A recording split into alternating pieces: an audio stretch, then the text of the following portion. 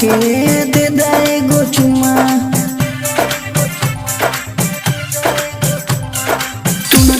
तू आके दे दे एगो चुम्मा।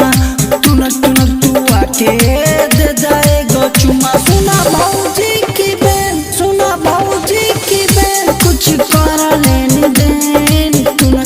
तू आके दे दे एगो चुम्मा।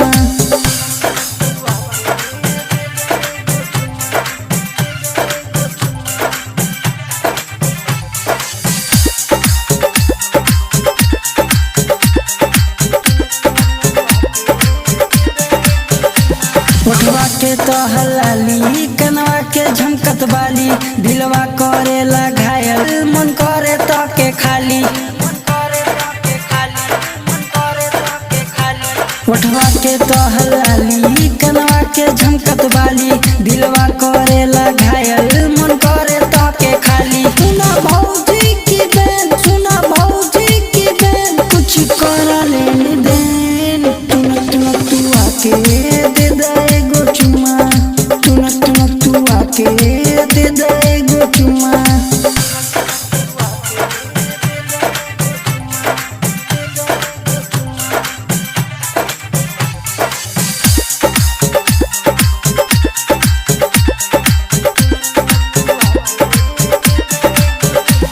तोर बिखरी बिखरी जुल्फे, कोमल जैसी बदनिया, दिल करेला मोर घायल, देखी के तोर जवनिया।